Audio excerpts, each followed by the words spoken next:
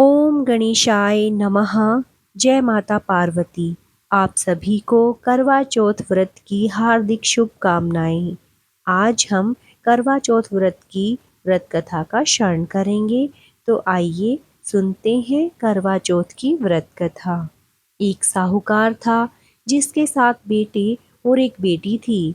सातों भाई व बहन एक साथ बैठकर भोजन करते थे। एक दिन कार्तिक के कृष्ण पक्ष की चौथ का व्रत आया तो साहूकार की पत्नी, उसकी बहुओं और बेटी ने व्रत रखा था। शाम को जब सभी भाई भोजन करने के लिए बैठे तो उन्होंने अपनी बहन से कहा, आओ बहन, भोजन कर लो। बहन बोली, आज मेरा करवा चौथ का व्रत है, इसलिए चांद निकलने पर उसे अर्घ देकर ही भोजन करूंगी। तब भाइयों ने सोचा कि चांद के निकलने तक बहन भूखी रहेगी। अतः एक भाई पेड़ पर चढ़ गया और वहां उसने एक दिया जलाया और दूसरे हाथ से छलनी की ओट कर दी, जिससे वह दूर से चांद जैसा लगने लगा। फिर शेष भाई अपनी बहन को उस नकली चांद को दिखाकर कहने लगे, बहन, चांद निकल आया है, चलकर उसे अर्घ दे दो। बहन अपनी भाभीियों से बोली, चांद निकल आया है, चलो अर्घ दे दो।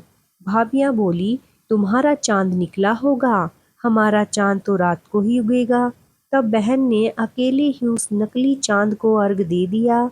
उसके बाद जब वह खाना खाने लगी तो पहले ही ग्रास में बाल आ गया, दूसरे ग्रास में कंकड़ आया और तीसरा ग्रास मुंह की ओर करते ही उसकी ससुराल से संदेशा आया कि उसका पति बहुत बीमार है, जल्दी भेजो। अपनी लड़की को विदा करते समय माँ ने कहा, रास्ते में तुम्हें जो भी मिले उसके पांव लगना और जो कोई भी सुहागन रहने का आशीर्वाद दे उसके पल्ले में गांठ लगाकर उसे कुछ रुपये देना। बहन जब भाइयों से विदा लेकर ससुराल को चली तो रास्ते में जो भी मिला वह सबके पांव छूने लगी। सबने उसे यही आशीर्वाद दिया, तुम 7 भाइयों की बहन, तुम्हारे भाई सुखी रहे और तुम उनका सुख देखो। सुहाग का आशीर्वाद किसी ने नहीं दिया। जब वह ससुराल पहुंची तो दरवाजे पर उसकी छोटी ननद खड़ी थी। वह उसके भी पांव लगी तो उसने कहा, सुहागिन रहो, दूधो नहाओ, पूतो फलो। उससे यह सुनकर उसके पल्ले में गांठ बांधी और उसे सोने का सिक्का दिया। फिर भीतर गई तो सास ने कहा, तेरा पति धरती पर पड़ा है। तो वह अपने पति के पास जाकर उसकी सेवा करने के लिए बैठ गई। बाद में सास ने दासी के हाथ से बची खुची रोटी भेज दी। इस प्रकार से समय बीतते बीतते अगहन अर्थात मार्गशीर्ष की चौथ आई तो वह चौथ माता से बोली, हे माता, आप ही मेरा उद्धार करोगी, आपको मेरा सुहाग देना पड़ेगा। तब उस चौथ माता ने बताया कि पूष अर्थात पोष की चौथ आएगी, वह मेरे से बड़ी है, उसे ही कहना। इतना कहकर चौथ माता चली गई। फिर अगले महीने पूष अर्थात पोष की चौथ आई और वह भी यही कहकर चली गई, आगे आने वाली चौथ से कहना। इस प्रकार से माघ, फाल्गुन, चैत्र, वैशाख, ज्येष्ठ, आषाढ़, श्रावण, भादो की चौथ आई और चली गई। फिर जब आशोज की चौथ आई तो उसने बताया कि कार्तिक मास की चौथ ही तुम्हारा उद्धार कर सकती है, तुम उनसे विनती करना। जब कार्तिक माह की चौथ आई तो वह बोली, भाइयों की प्यारी करवा ले, दिन में चांदनी उगानी करवा ले, व्रत खंडन करने वाली करवा ले।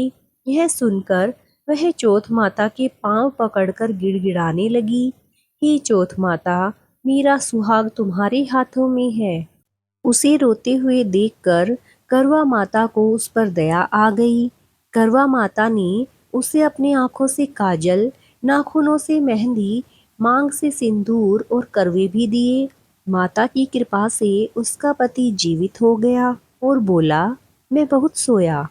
वह बोली, सोए नहीं, 12 महीने हो गए आपकी सेवा करते करते।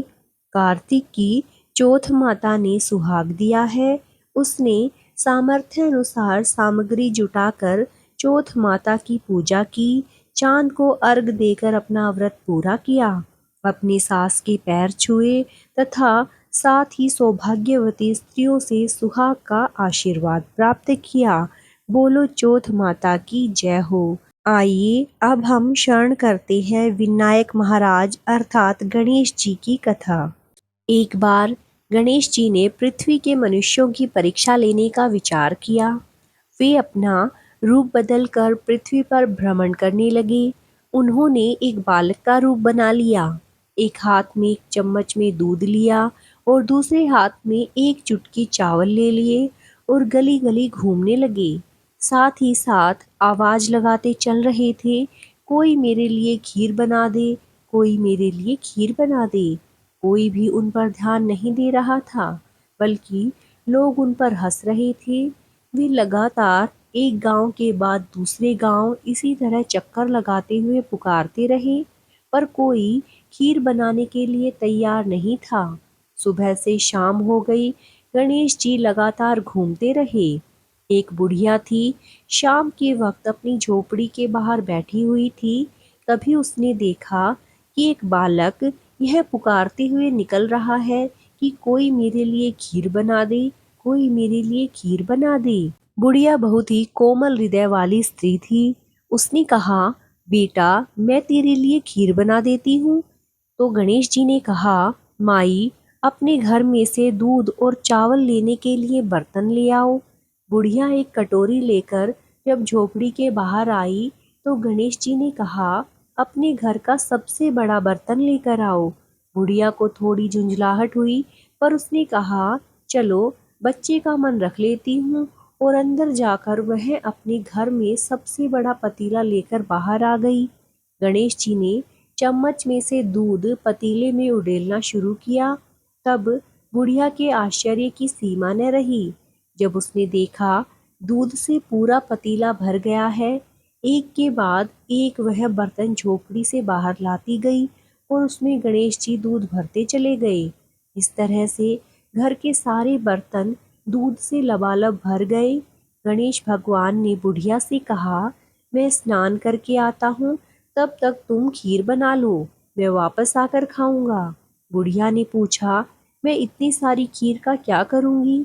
इस पर गणपति जी बोले, सारे गांव को दावत दे दो। बुढ़िया ने बड़े प्यार से मन लगाकर खीर बनाई।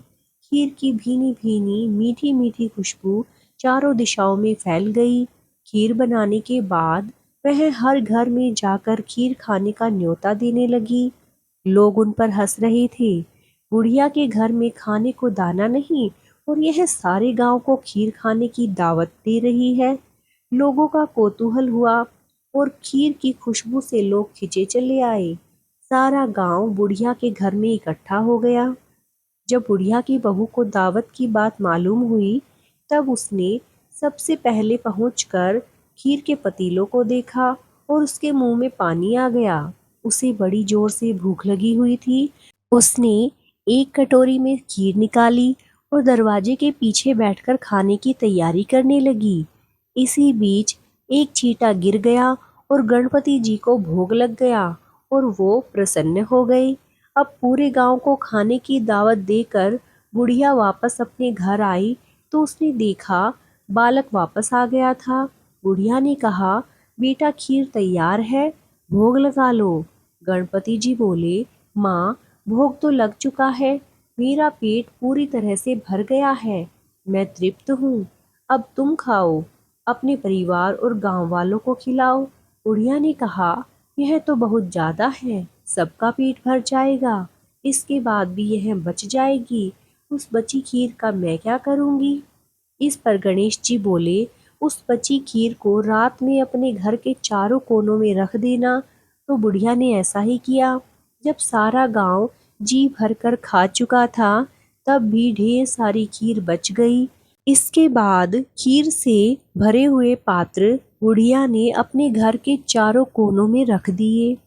सुबह उठकर उसने क्या देखा, पतीलों में खीर के स्थान पर हीरे जवाहरात और मोती भर गए हैं। यह सब देखकर बुढ़िया को यह समझते देर नहीं लगी कि वह स्वयं विनायक महाराज अर्थात गणेश जी थे।